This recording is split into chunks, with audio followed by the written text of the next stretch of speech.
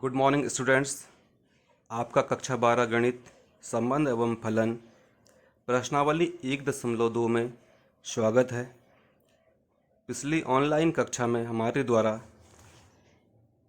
प्रश्नावली 1.2 के प्रश्न संख्या 1 और प्रश्न संख्या 2 का फर्स्ट पार्ट किया गया था। आज की ऑनलाइन कक्षा में हम प्रश्न संख्या 2 के सेकंड पार्ट से आगे के प्रश्नों को हल करेंगे। तो आप देख रहे हैं, इसमें हमने फलनों के एक एक और आच्छादी गुणों की जांच करनी है। और प्रश्न संख्या 2 है f(x) बराबर x² द्वारा प्रदत्त फलन f z से z में है। तो z यहाँ पर पूर्णांकों का समुच्चय है। तो सबसे पहले हम एक एक के लिए चेक करते हैं। f(x1) बराबर f(x2) और f(x) बराबर x² है, तो f(x1) कितना हो जाएगा x1 का स्क्वायर और f(x2) कितना हो जाएगा x2 का स्क्वायर। और यहाँ से हमें क्या मिलेगा x1 बराबर प्लस माइनस x2, जहाँ पर x1 और x2 हमें पता है प्रांत z के अवयव हैं। अब x1 बराबर x2, तो ठीक है, f(x1) बराबर f(x2) से x1 बराबर x2 निकल रहा है, तो ये एक एक ही हो सकता है। लेकिन हम देख रहे हैं कि f(x1) बराबर f(x2) से x1 बराबर माइनस x2 भी निकल रहा है ना। अर्थात हम इसको लिख सकते हैं i.e. f(x1) बराबर f(x2) से हमें क्या मिल रहा है कि x1 बराबर नहीं है x2। भाई जब x1 बराबर माइनस x2 आएगा तो x1 बराबर x2 के नहीं हुआ, तो ये फलन क्या है, एक एक ही नहीं है। इसलिए f एक एक ही, या इसको हम 1-1 भी कहते हैं, 1-1 फलन नहीं है। अब हम चेक करते हैं कि क्या ये आच्छादी है या नहीं है। तो आच्छादी के लिए हम क्या करते हैं, f(x) बराबर y और f(x) कितना है x² और x² बराबर y हो जाएगा। तो यहाँ से हम अगर x का मान निकलेगा तो x का मान कितना आएगा, प्लस माइनस रूट y। अब जरा इसको मैपिंग से समझते हैं।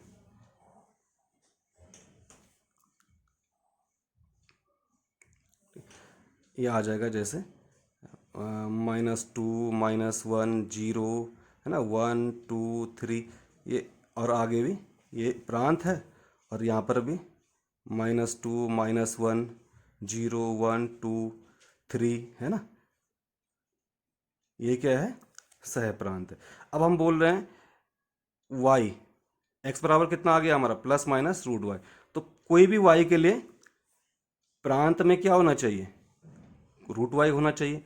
अब माना जैसा 1 है, y बराबर 1 है, तो इसका कितना हो जाएगा, यहाँ पर प्रांत में इसका प्री इमेज 1 आ रहा। लेकिन जब y बराबर 2 आ जाए माना, क्योंकि z में है, तो y बराबर 2 के लिए प्रांत में कितना आ जाएगा, रूट y कितना हो जाएगा, √2।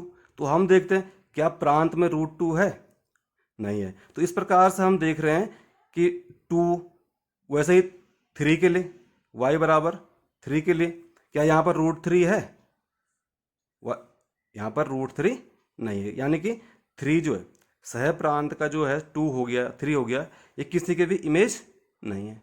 हाँ, जैसे 4 आएगा तो 4 का √4 कितना होता है, 2, तो उसका इमेज तो यहाँ पर प्री इमेज 2 आ रहा है। लेकिन जो संख्याएं पूर्ण वर्ग नहीं है उनका यहाँ पर कोई प्री इमेज नहीं है।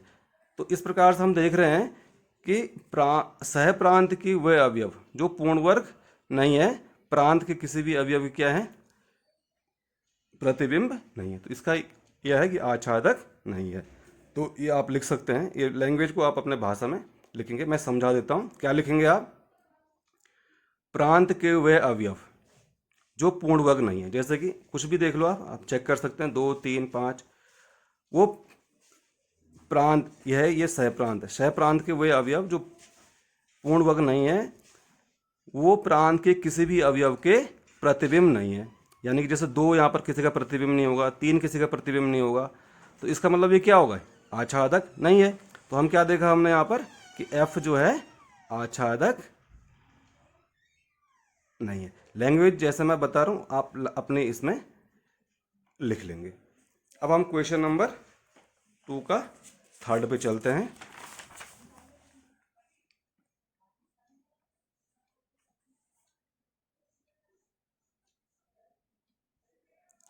क्वेश्चन नंबर 2 का थर्ड है एफ एक्स बराबर एक्स स्क्वायर और यह है एफ आर से आर में। तो हम पहले इसका एक एक के लिए चेक करते हैं। एफ एक्स वन बराबर एफ एक्स टू से हमें क्या मिलेगा, एक्स वन स्क्वायर बराबर एक्स टू स्क्वायर है ना, इम्प्लाइज एक्स वन बराबर प्लस माइनस एक्स टू। तो हम देख रहे हैं कि एक्स वन बराबर माइनस एक्स टू है, यानी कि एक्स वन बराबर नहीं है एक्स टू। तो क्या बोलेंगे, एफ एक ही नहीं है, मतलब एफ एक्स वन बराबर एफ एक्स टू से हमें प्राप्त हो रहा है कि एक्स वन बराबर नहीं है एक्स टू। तो हम बोलेंगे एफ एक ही या वन वन नहीं है। अब हम चेक करते हैं कि क्या यह फलन आच्छादी है या नहीं है। तो आच्छादी के लिए एफ एक्स बराबर वाई, और एफ एक्स कितना है, एफ एक्स है एक्स स्क्वायर बराबर वाई, या यहाँ पर हमारा आ जाएगा एक्स बराबर प्लस माइनस रूट वाई। थोड़ा मैपिंग से समझते हैं इसको। माना कोई अवयव हमारे पास वाई है, तो उसके लिए यहाँ पर क्या होना चाहिए, रूट वाई होना चाहिए। ठीक है, अब ये क्योंकि ये भी आर है और ये भी आर है, ठीक। अब जैसा y बराबर क्या हो सकता है, यहाँ पर जो है y बराबर हो सकता है कि -3 -2 -1 0 है ना, 1 2 3 और जो भी रियल नंबर्स होते हैं। अब हम देखेंगे कि जैसे y बराबर 0 है तो रूट 0 यहाँ पर होगा, y बराबर 1 के लिए भी रूट y होगा, y बराबर 2 होगा तो रूट 2 भी होगा, क्योंकि r के रियल नंबर्स है। लेकिन यदि y बराबर -1 है तो रूट -1 का अस्तित्व नहीं है ना, डज नॉट एग्जिस्ट, है ना।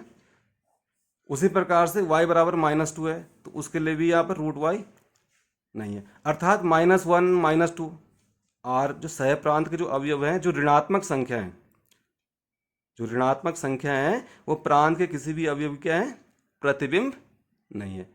तो इसलिए हम क्या कहेंगे, f क्या है, आच्छादक नहीं है, इसलिए f आच्छादक नहीं।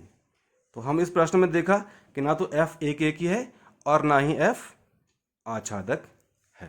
देखो अब मैं थोड़ा लैंग्वेज को जो लिखना होता कम लिख रहा हूँ, मैं समझा रहा हूँ, आप उस जो मैं बता रहा हूँ उसको अपने लैंग्वेज में, अपनी भाषा में सरल शब्दों में लिखेंगे। ठीक है, अब है क्वेश्चन नंबर 2 का 4 और एफ एक्स बराबर एक्स टू द पावर 3,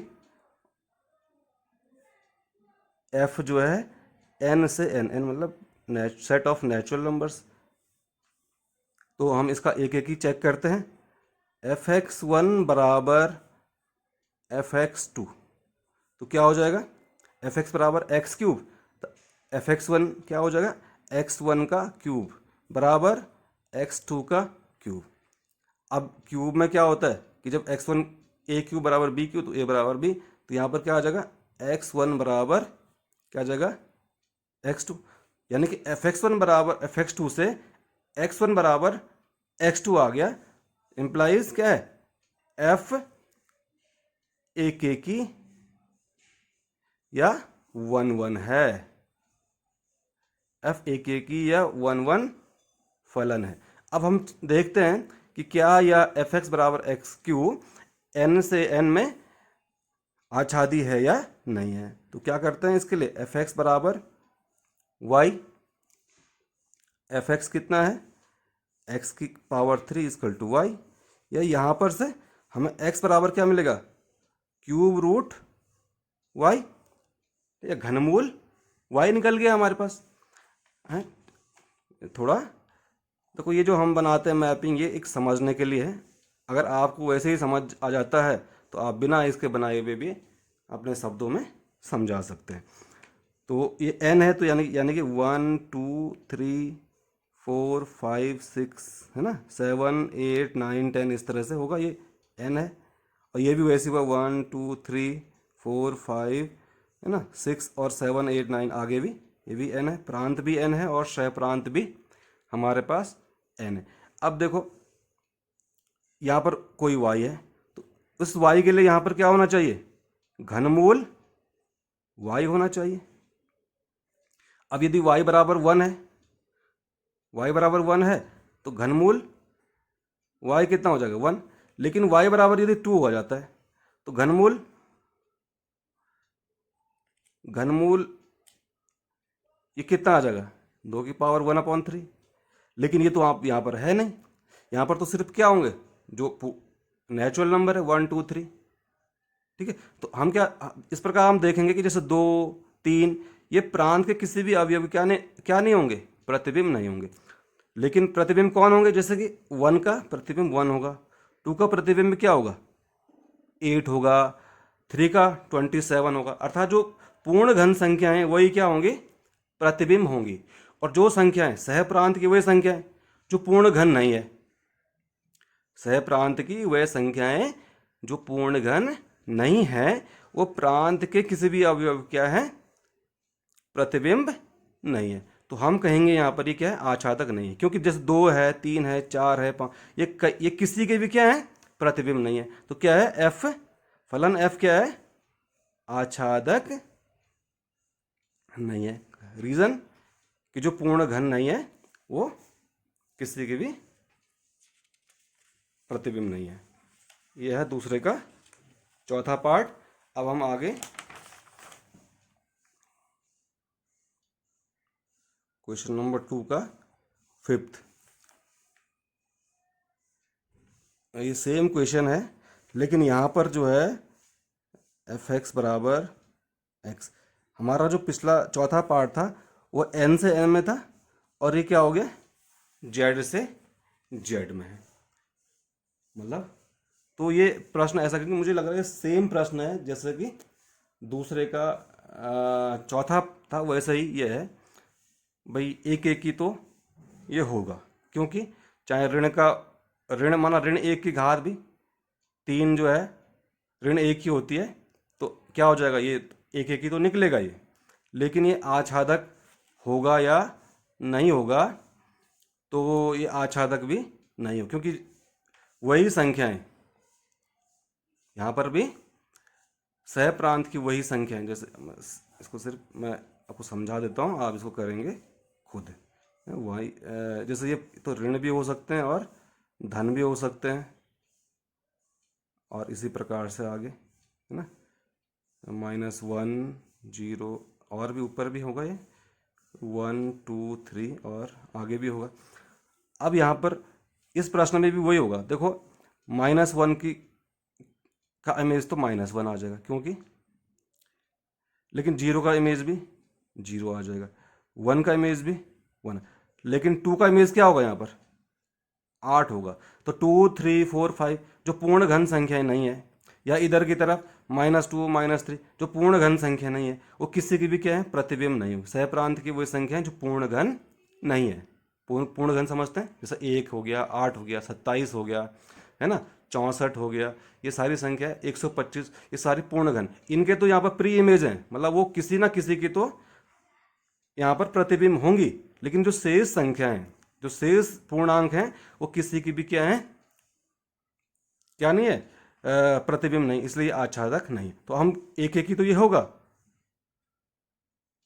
एक एक ही है, लेकिन आच्छादक नहीं है, आच्छादक नहीं है, नहीं है। तो इसको आप लोग खुद करेंगे, ये आपके लिए होमवर्क है थोड़ा सा। अब हम क्वेश्चन नंबर 3 में जाते हैं, और 3 को ये बोल रहा है कि हमारे पास कोई फलन एफ एक्स बराबर है और इस तरह से, ये इसको बोलते हैं महत्तम पूर्णांक फलन। और एफ क्या है, आर से आर में ना तो एक एक ही है और ना आच्छाद है। अच्छा, यहाँ पर इसने एक नया चीज़ दिया है, ये है, आप देखेंगे कोष्ठक के अंदर एक एक्स लिखा हुआ और इसको बोलते हैं महत्तम पूर्णांक फलन। महत्तम, ये कक्षा 11 में आपने विभिन्न प्रकार के फलन पढ़े थे ना, उन्हीं में एक फलन था महत्तम पूर्णांक फलन। महत्तम पूर्णांक फलन जैसे एक्स है, तो एक्स क्या होगा, मतलब पूर्णांक एक्स, यदि पूर्णांक है तो पूर्णांक एक्स, यदि ये पूर्णांक है या उससे छोटा पूर्णांक। ठीक है, मतलब जब x पूर्णांक होगा तो सिंपल पूर्णांक ही x आ जाएगा, लेकिन माना x पूर्णांक नहीं है तो उससे छोटा वाला जो भी पूर्णांक होगा वो क्या आ जाएगा, x का मान। इसको थोड़ा एग्जाम्पल से समझ लेते हैं। माना जैसे 5 है, अगर इसको ये महत्तम पूर्णांक फलन 5 है तो इसका मान कितना हो जाएगा, 5 हो जाएगा। ठीक है, लेकिन यदि महत्तम पूर्णांक फलन माना 5.3 है माना, तो इसका मान कितना हो जाएगा, तो भी 5 ही होगा। 5.9 है तो भी कितना हो जाएगा, 5 ही होगा। मतलब उससे कम। अब 5.9 में क्या है, पूर्णांक जो कितना है, 5 है, तो ये आएगा। माना 0.75 है, तो अब 0. इसका कौन सा है, इससे छोटा कौन सा है, इससे छोटा 0 है ना, तो ये क्या हो जाएगा, ये महत्तम पूर्णांक फलन होगा। अब हम इसमें ये चेक करना है कि क्या यह फलन एक एक ही है या नहीं। थोड़ा इसको भी हम मैपिंग से समझ लेते हैं। जैसे हमारे पास माना ये है और ये हमने समझा, जैसे इस तरह से लिया हमने 0 और बीच में होंगे 1 और 1.1 1.2 है ना, इस आगे 1.9, यहाँ पे भी हमने ऐसे किया 0 और बीच में कुछ और होंगे 1 1.1 1.2 है ना, 1.9 और मतलब बहुत सारे जो आएंगे इसमें।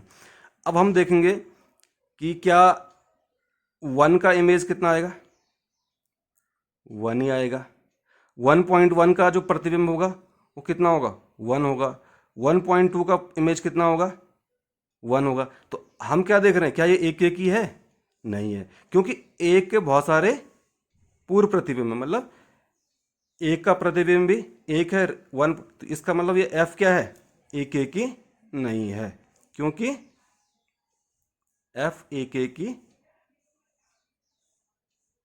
नहीं है। ठीक है, दूसरा हम देखते हैं कि क्या ये आच्छादक है। इसी मैपिंग से हम समझ जाएंगे कि क्या f आच्छादक है या नहीं है।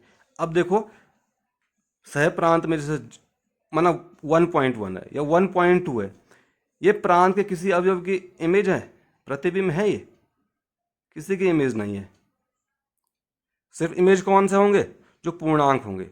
लेकिन जो संख्याएं पूर्णांक नहीं है, सह प्रांत की जो संख्याएं पूर्णांक नहीं है, वो प्रांत के किसी भी अवयव की प्रतिबिंब नहीं है। तो इसका मतलब f क्या है, आच्छादक भी नहीं है। तो भाई भाषा तो थोड़ा आप जो मैंने बोला है उसके अकॉर्डिंग आप अपनी भाषा बना सकते हैं। ये इसका सॉल्यूशन हो गया। क्वेश्चन नंबर 4 है। क्वेश्चन नंबर 4 में ये फलन f बराबर मापांक x और r से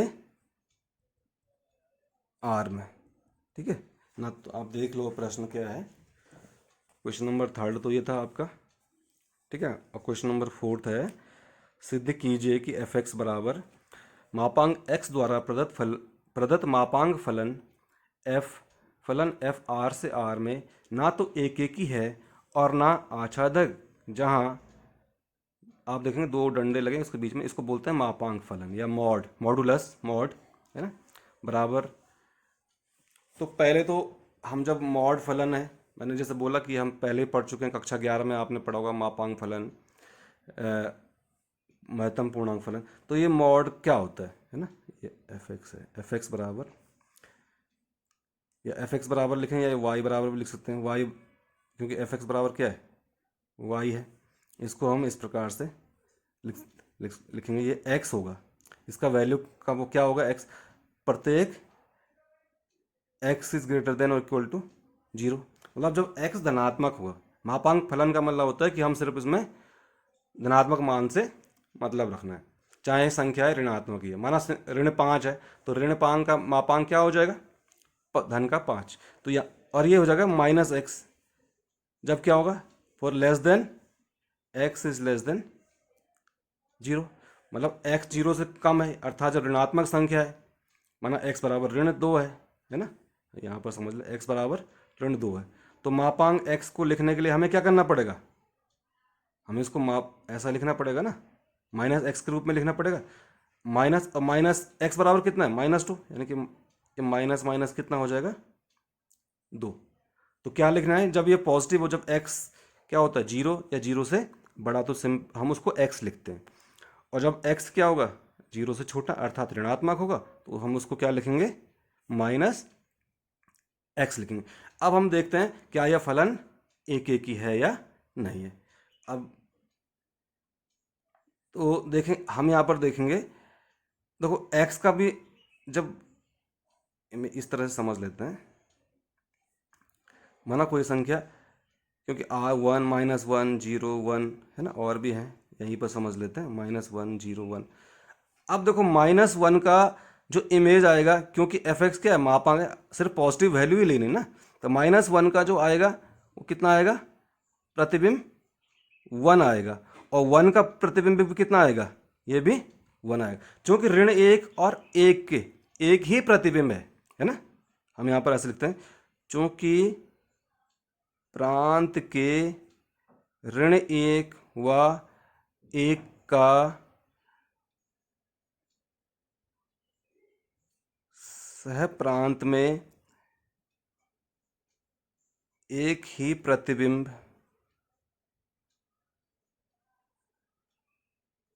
एक है ना, इसलिए क्या है, एफ एक की नहीं है, एक की नहीं है, ठीक है।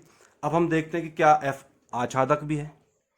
तो क्योंकि इमेज सिर्फ कौन है, आर में जो प्रतिबिंब है वो सिर्फ कौन से वाले होंगे, जो धनात्मक होंगे, जो धनात्मक संख्याएं होंगी वही क्या होंगी, आर में प्रांत के अवयवों की प्रतिबिंब होंगी। लेकिन जो ऋणात्मक संख्याएं, जैसे ऋण 1 या कोई अन्य संख्या है, ऋण 2, वो किसी की भी प्रतिबिंब नहीं है, वो प्रांत के किसी भी अवयव की प्रतिबिंब नहीं है। तो इसका मतलब भी क्या है, आच्छादक नहीं है। लिखेंगे चूंकि निगेटिव है ना, निगेटिव वास्तविक संख्याएं प्रांत के किसी भी अवयव की प्रतिबिंब नहीं है, इसलिए एफ क्या है, आच्छादक नहीं। तो इस प्रश्न में हमने क्या देखा कि ना तो एफ एक ही है और ना ही एफ आच्छादक है, ठीक है, एफ एक ही भी नहीं है और एफ आच्छादक भी नहीं। Question number 4। देखो ये कुछ बेसिक चीज़ें हमें पहले से पता इस तरह के प्रश्नों को करने के लिए, कि जैसे महत्तम पूर्णांक फलन क्या है ये, और ये चीज़ें अभी नहीं आएगी, आगे भी आपकी डिफरेंट डिफरेंट एक्सरसाइज में आपको ये काम आने वाली बातें हैं कि महत्तम पूर्णांक फलन क्या होता है, या मापांक तो बहुत ही कॉमनली यूज होने वाली चीज़ है, ठीक है। तो आप इनको थोड़ा सा ध्यान रखेंगे। क्वेश्चन नंबर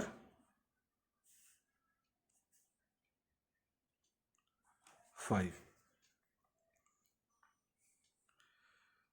यहाँ पर जो है कोई फलन f है, किसमें, r से r में है, और ये दिया है एफ एक्स बराबर 1 for x is greater than 0, यह है 0 for x is less than 0 और यह है 1 for x is greater than 0। ठीक है। तो द्वारा प्रदत्त चिन्ह फलन, अब इसको बोलते हैं चिन्ह फलन। क्या बोलते हैं इसको? चिन्ह फलन। मतलब x इज ग्रेटर देन 0, मतलब x 0 से बड़े किसी भी मान के लिए इसका मान कितना है? 1। 0, इस सेकंड वाला बराबर 0 है, यहाँ पर थोड़ा ध्यान देंगे इसको। x बराबर 0, जब x का मान 0 होगा तो 0 और x का मान ए पे लेस देन पे है। ये थोड़ा सा लिखने में प्रश्न, क्योंकि किताब दूर रखी है। x इज लेस देन 0 अर्थात ऋणात्मक है। चलो इसको भी थोड़ा मैपिंग बना के हम देखते हैं। जैसे माना -2, क्योंकि रियल नंबर है तो और भी होंगे इसमें, हम सिर्फ 1 2 3 इस तरह से, और यहाँ पर भी -2 -1 0 1 2 है ना, 3 और आगे भी होंगे। ये भी आर है, प्रांत भी आर है और शय प्रांत भी आर। अब थोड़ा ध्यान देंगे कि -x इज ग्रेटर देन 0, कोई भी संख्या ले लो, माना x ग्रेटर देन 1 है, 2 है, fx कितना है? 1, अर्थात y बराबर कितना है? 1। तो 1 का इमेज भी 1 है, 2 का इमेज भी 1 है और 3 का इमेज भी कितना आ रहा है? 1 है। ठीक है। उसी प्रकार से 0 पे 0 आ रहा है। -1 का जब x इज लेस देन 0, यानी तो इसका इमेज कितना, इसका प्रतिबिंब भी 1 आ रहा है। -2 का प्रतिबिंब भी कितना आ रहा है?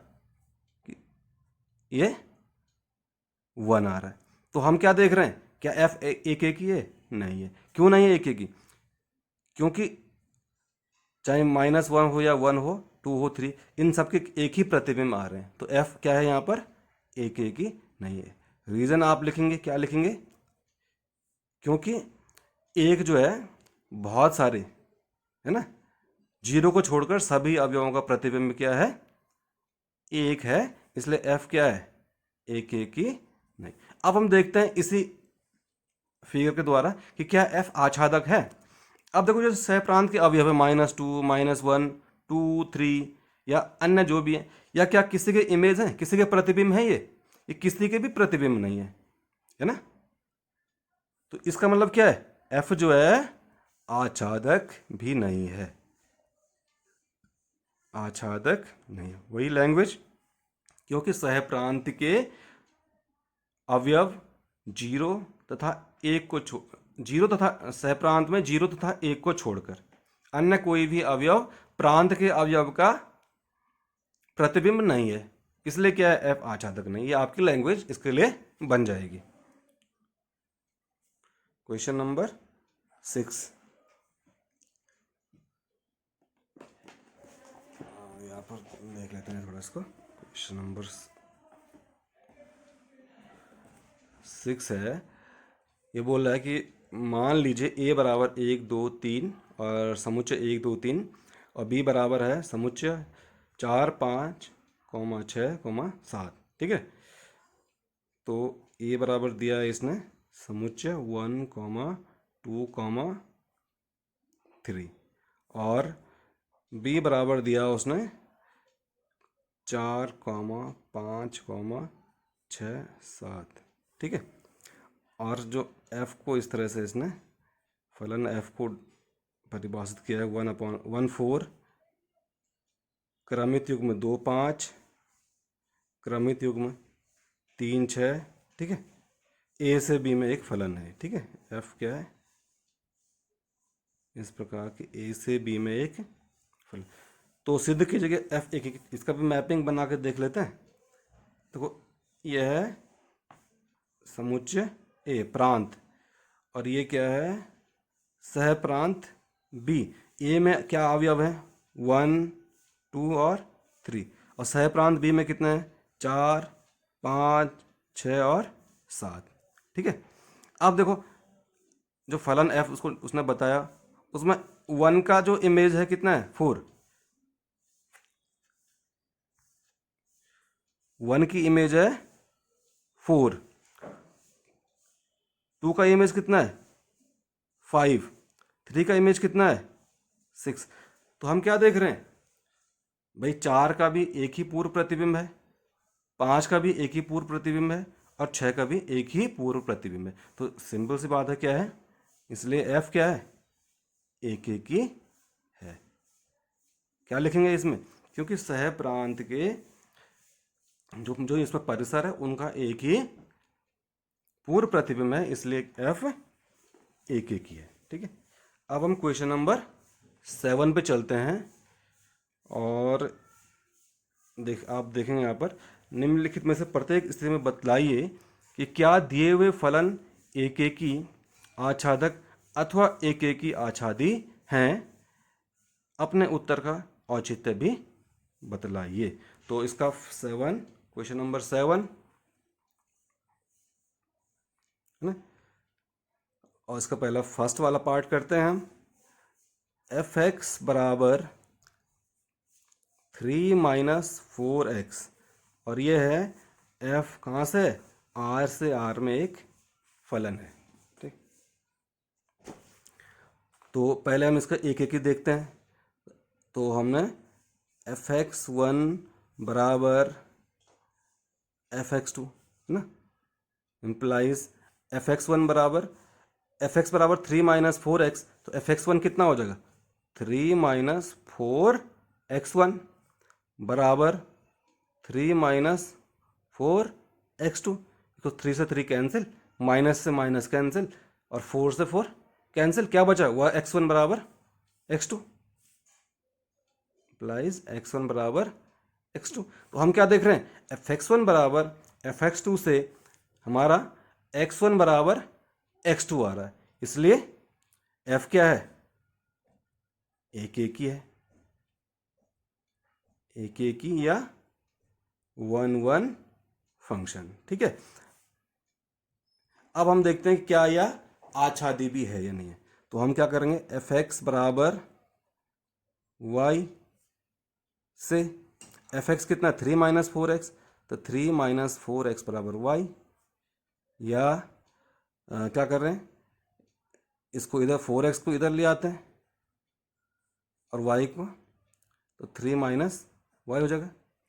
मतलब हमने 4x तो ले गया इधर, तो ये प्लस का 4x, और y को पक्षांतर किया या साइड चेंज की, तो माइनस का y।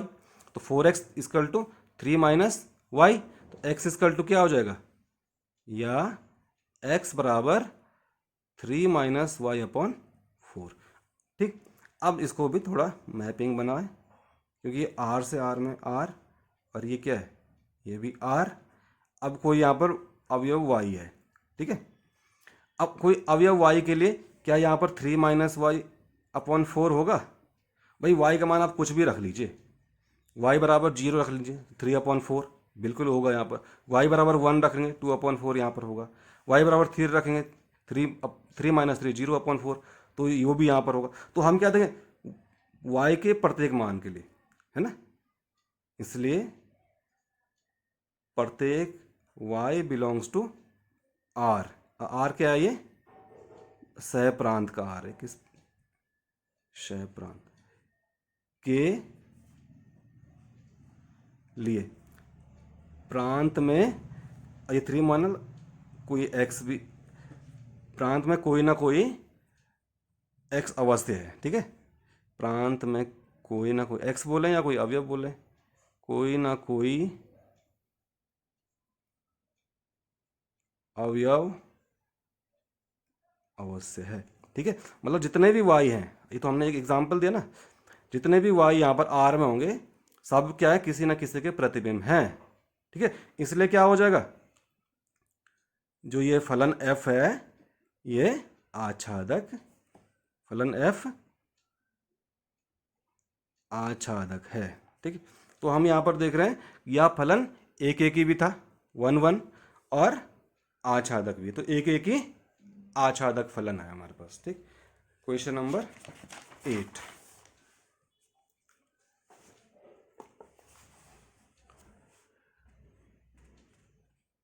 क्वेश्चन नंबर 8 है, मान लीजिए कि ए तथा बी दो समुच्चय हैं। सिद्ध कीजिए कि एफ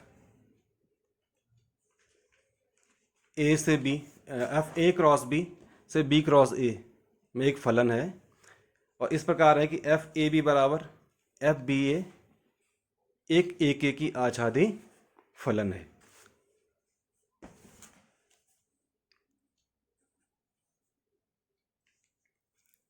ठीक, देखो हमारे पास दिया हुआ है एफ जो है ए क्रॉस बी से बी क्रॉस ए में एक फलन है। ठीक है, और साथ में दिया हुआ है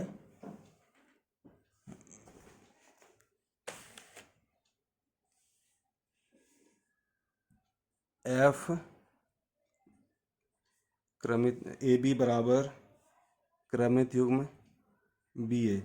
अब ये बताना है कि ये फलन एक की आच्छादी फलन है या नहीं है। तो इसमें हम ये करते हैं कि माना ए क्रॉस बी मतलब ये क्या है, कार्तीय गुणन, समुच्चयों का कार्तीय गुणन हमने पढ़ा था। बी क्रॉस ए उसका उल्टा कर दें, ये समुच्चयों का कार्तीय गुणन है। और ये क्या है, ए बी या बी है, ये उसमें क्रमित युग्म है। ठीक है, तो हम ये करते हैं, माना हम कोई अवयव ले लेते हैं, तो इसका अवयव क्या होंगे, एक कोई क्रमित युग्म होंगे। माना क्रमित युग्म A1 B1 तथा A2 B2 belongs to A क्रॉस B है। ठीक है, तो तब हम पहले हमें सिद्ध करना कि क्या ये एक ही है या नहीं। तो हम लेते हैं, तो F(A1, B1) बराबर क्या हो जाएगा, F(A2, B2)। जैसा हम करते हैं ना कि Fx1 बराबर Fx2, तो यहाँ पर x1 x2 नहीं है, यहाँ पर क्या है A1 B1। अवयव क्या है, क्रमित युग्म में कौन से, A1 B1 और A2 B1। तो F(A1 B1) बराबर क्या हो जाएगा, F(A2 B2)। लेकिन F(A) कितना होता है, BA, तो ये भी क्या हो जाएगा, उल्टा हो जाएगा, B1, A1 बराबर ये भी क्या हो गया, B2, A2। अच्छा, जब दो क्रमित युग्म समान होते हैं, ये क्रमित है और ये वाला भी, दो क्रमित समान होते हैं, इसका मतलब क्या है, उनके जो संगत अवयव है ना, अर्थात प्रथम घटक बराबर प्रथम घटक क्या है B1, इसका B2, और द्वितीय घटक बराबर द्वितीय घटक, इसका प्रथम घटक A1, इसका द्वितीय घटक A2। तो इससे क्या हो जाएगा, हमें आ जाएगा B1 बराबर B2 और A1 बराबर A2 मिल जाएगा। ठीक है, और हम क्या लिख सकते हैं, इसलिए A1, B1 बराबर A1, B1 लिख सकते हैं। लेकिन A1 बराबर कितना है, A2 है, और B1 बराबर कितना है, B2 है। तो A1 B1 बराबर हमने क्या लिख दिया, A2 B2। तो हम क्या देख रहे हैं यहाँ पर, F(A1 B1) बराबर से मतलब Fx1 बराबर Fx2 से क्या आ रहा है, x1 बराबर x2, यहाँ पर इसको x1 x2 मान सकते हैं ना। तो क्या इसलिए क्या हो जाएगा ये, इसलिए F A क्रॉस B से B क्रॉस A में क्या है, एक की है। ठीक, अब हम ये चेक करते हैं कि क्या यह आच्छादी है या नहीं है। ठीक है, तो आच्छादी के लिए हमने माना कोई फलन कोई क्रमित युग्म बी ए लिया है। ठीक है, जो बी क्रॉस ए का एक अवयव है। ठीक है, तो हम क्या कर सकते हैं, इसको बी क्रॉस ए का अवयव है। अब तो ये हो जाएगा बी बिलोंग्स टू बी और ए बिलोंग्स टू ए। भाई क्रमित युग्म की डेफिनेशन से ही होता है ना, आपने पढ़ा है। माना क्रमित युग्म ए क्रॉस बी बराबर ए क्रॉस बी बराबर एक्स वाई। इस प्रकार से होता है कि एक्स बिलोंग्स टू ए और वाई बिलोंग्स टू बी। यही तो क्रमित युग्म की डेफिनेशन थी। तो यहाँ पर बी क्रमित युग्म B A belongs to B cross A से क्या जगह, बी बिलोंग्स टू बी और ए बिलोंग्स टू ए। या हम इसको लिख सकते हैं कि ए बिलोंग्स टू ए, और मतलब इनका क्रम बदल दिया हमने। अब ए बिलोंग्स टू ए और बी बिलोंग्स टू बी से हमें क्या मिल जाएगा, A B belongs to A cross B. ठीक है।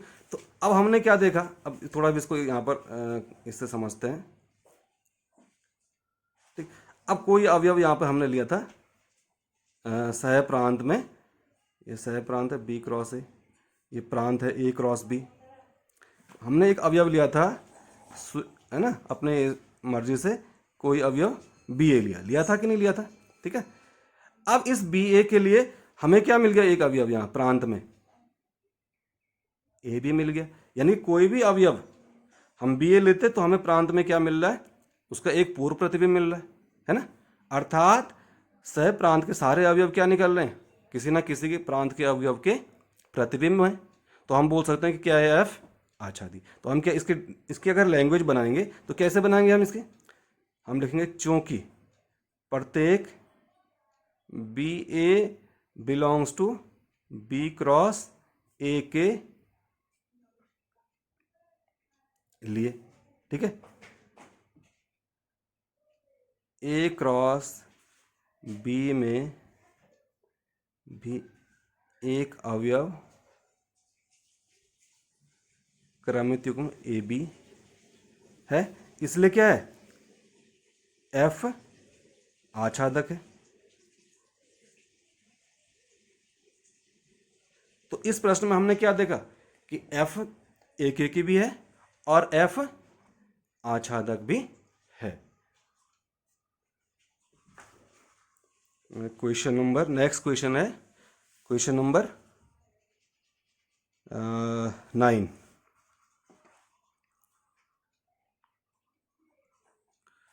आप लोग, मैं क्वेश्चन लिख देता हूँ पहले, है ना। ये बोल रहा है for every N belongs to N, मतलब प्राकृतिक संख्याओं के समुच्चय में एफ एन बराबर एन प्लस 1/2, जब क्या है एन विषम है, और n/2 यदि n सम है। देखें प्रश्न को, ठीक है। क्वेश्चन नंबर 9, मान लीजिए कि समस्त n बिलोंग्स टू n के लिए एफ एन बराबर n प्लस 1/2 यदि n विषम है और n/2 यदि n सम है। द्वारा परिभाषित एक फलन एफ एन से एन है। ठीक है, बतलाइए कि क्या फलन एक की आच्छादी है। ठीक, अब हमें ये बताना है कि यह एक की आच्छादी है या नहीं। अब पहले हम चेक करते हैं कि यह एक की। अब देखो n, यहाँ पर हमें ये लेना कि जब n विषम है, मतलब n विषम होगा तो माना n बराबर 1 ले लेते हैं हम। ठीक है, तो f1 क्या आ जाएगा, 1 प्लस 1/2 अर्थात 1। ठीक है, और जब n बराबर 2, जब n सम होगा ना, तो f2 क्या हो जाएगा, 2/2। भाई n बराबर 2 रखा ना इस वाले प्रश्न में हमने, इस वाली कंडीशन में 2/2 यानी कि कितना आ जाएगा 1। तो हम क्या देख रहे हैं, 1 का इमेज भी 1 है, प्रांत के 1 का इमेज भी 1 है, और प्रांत के 2 का प्रतिबिंब भी 1 है। तो दो की एक ही इमेज है, तो क्या ये एक ही है, नहीं है ना। तो हम लिखेंगे चूंकि प्रांत के 1 तथा 2 का एक ही प्रतिबिंब है, इसलिए क्या है, एफ एक की नहीं है। ठीक है, अब हम आगे चेक करते हैं कि क्या यह आच्छादक भी है या नहीं है।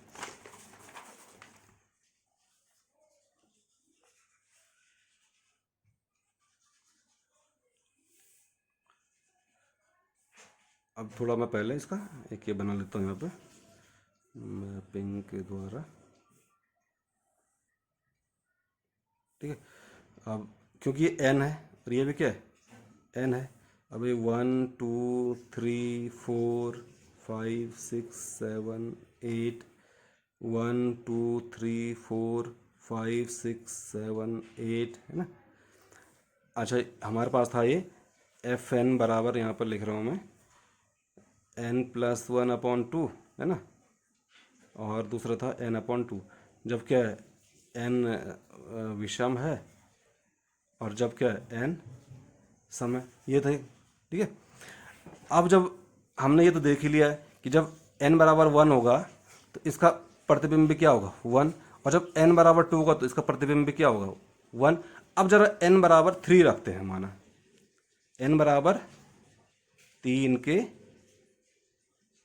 लिए, n बराबर 3 के लिए 3 धन 1 4/2 अर्थात 2। तो यानी कि n बराबर 3 पर इसका इमेज कितना आ गया 2 आ गया।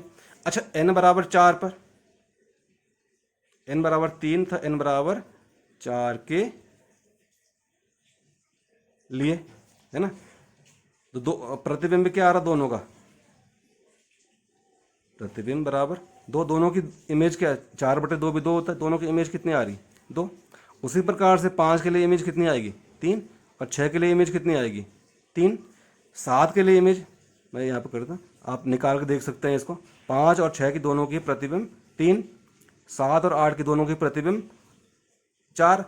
अब हम ऐसे इसको आगे बढ़ते जाएंगे तो हम क्या देखेंगे, ये सारे के सारे क्या हो जाएंगे, किसी न किसी के इमेज अवश्य होंगे, प्रतिबिंब अवश्य होंगे। तो हम क्या लिखेंगे, क्योंकि प्रांत के, है ना, प्रांत के सॉरी सह प्रांत के प्रत्येक अवयव के लिए प्रांत में कोई ना कोई अवयव अवश्य है ना, कोई ना कोई पूर्व प्रतिबिंब अवश्य है ना।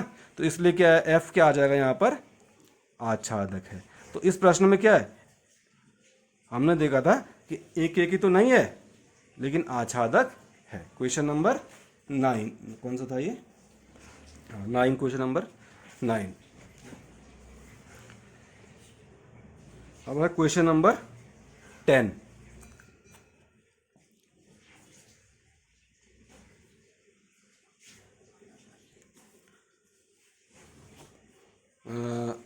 ये दिया हुआ है ए बराबर है r-3, मतलब 3 जो समुच्चय ए में है समस्त प्राकृत संख्याओं का समुच्चय है 3 को छोड़कर, ठीक है। और समुच्चय बी है ये भी 1 को छोड़कर, समस्त प्राकृतिक नहीं वास्तविक संख्याओं का समुच्चय। और एफ एक्स बराबर क्या दिया हुआ इसने, x-2 अपॉन x-3, और ये एफ ए से बी में एक फलन है। तो क्या एफ एक ही तथा आच्छादक है, अपने उत्तर का औचित्य। औचित्य तो हम हर प्रश्न में दे रहे हैं, जो हम समझा रहे हैं कि क्यों है क्यों नहीं है, तो करना है। तो एफ एक्स बराबर, अब हम पहले चेक करते हैं कि क्या यह एक ही है या नहीं है। तो हम लेते हैं fx1 बराबर fx2, fx1 बराबर fx2, यानी कि जब fx बराबर x-2 अपॉन x-3 है तो fx1 बराबर क्या आ जाएगा x1-2 upon x-3, x1-3 is equal to fx2 कितना हो जाएगा x2-2 और x2-3। अब यदि हम इसको ऐसा करें क्रॉस मल्टीप्लाई तो ये थोड़ा लंबा हो जाएगा, थोड़ा सा इसमें कुछ और देखते हैं। इसको हम ऐसा भी लिख सकते हैं, या इसको लिख सकते हैं x माइनस, देखो नीचे x1 -2 को -3+1 लिख सकते हैं, ठीक है, x1-3, और ये हो जाएगा। उसी तरह से हम इधर भी कर लेंगे x2-3 +1 और x1-3। अब बहुत से बच्चे ये भी सोचते हैं कि -3+1 कहाँ से है भाई, जैसे -2 है ना, यहाँ पर -2 था तो -2 को क्या लिख सकते हैं -3+1 लिख सकते थे, है ना। -2 को हमने -2 = -3+1 वही हमने यहाँ पर किया है, ठीक। तो अब ये क्या हो जाएगा, इस वाले में देखेंगे x1-3 है, ऊपर भी है और ये नीचे भी है, कट जाएगा तो कितना बचेगा ये 1, और ये बचेगा 1/1 x1-3, और इधर भी x2-3 और नीचे भी x2-3, ये कैंसिल हो जाएगा आपस में, क्या बचेगा 1, और क्या बैलेंस बचा 1/x2-3, ये हमारा। अब ये 1 से 1 कैंसिल और फिर ऊपर ही कट जाएगा x1-3 = x2-3, या यहाँ पर से आ जाएगा हमारा x1 बराबर x2। चलो या ऐसा कर लेते हैं, कुछ बच्चे थोड़ा ये हो सकता है कि समझे नहीं, डायरेक्ट कर लिया मैंने, तो थोड़ा और डिटेल में बता देता हूँ x2 माइनस 3, ठीक है। या इसको और कर देते हैं x1 माइनस 3 बराबर x2 माइनस 3, और नीचे आ जाएगा x1 बराबर x2। तो हम क्या देख रहे हैं यहाँ पर, f क्या है, इसलिए fx1 बराबर fx2 से हमारे पास आ गया x1 बराबर x2। तो f क्या हो गया यहाँ पर, एक ही है। अब हम देखते हैं कि क्या f आच्छादक भी है या नहीं है। तो आच्छादक के लिए हम क्या करते हैं, fx बराबर y, और fx बराबर y से क्या आ जाएगा, fx कितना है हमारे पास, x minus 2 x minus 3 equal to y, या ये हो जाएगा x माइनस 2 बराबर 3, ये ना एक्स वाई आ जाएगा, ये x into y x y minus 3। ये हमने क्रॉस मल्टीप्लाई कर दिया, यहाँ पर क्या कर दिया हमने, यहाँ पर क्रॉस मल्टीप्लाई करते तो 1 इंटू एक्स माइनस टू और y इंटू एक्स माइनस 3 आ जाएगा एक्स वाई माइनस 3y। अब क्या करते हैं कि x वाले एक तरफ कर देते हैं, ये आ जाएगा x माइनस एक्स वाई बराबर माइनस 3y, और इधर आके ये प्लस 2 हो जाएगा। इन दोनों में x कॉमन ले लिया हमने, है ना, तो अंदर बचेगा 1 माइनस वाई, और यहाँ पर क्या बचेगा 2 माइनस 3y, या x बराबर क्या आ जाएगा 2 minus 3y upon 1 minus y, या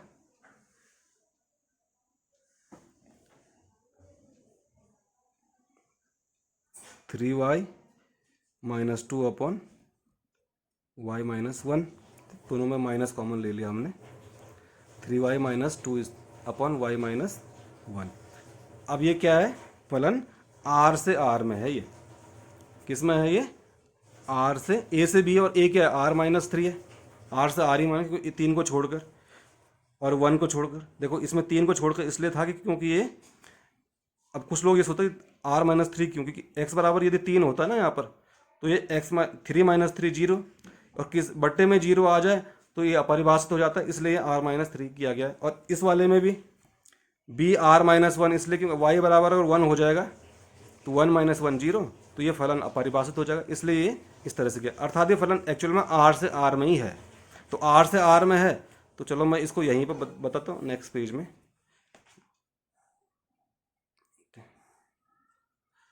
अब यहाँ पर y है, कोई सह प्रांत में कोई ये b है और ये a। किसी y के लिए यहाँ पर क्या है 3y minus 2 upon y minus 1 अवयव है। तो प्रत्येक y, क्योंकि y क्या है, दोनों ही समुच्चय क्या हैं, वास्तविक संख्याओं के समुच्चय हैं, तो इसलिए प्रत्येक y के लिए क्या होगा, प्रत्येक सह प्रांत के प्रत्येक y या प्रत्येक अवयव के लिए प्रांत में कोई ना कोई अवयव अवश्य है, इसलिए क्या है, ये आच्छादक है। ठीक है, तो इस प्रश्न में हमने क्या देखा, एक ही भी है और ये आच्छादक भी है।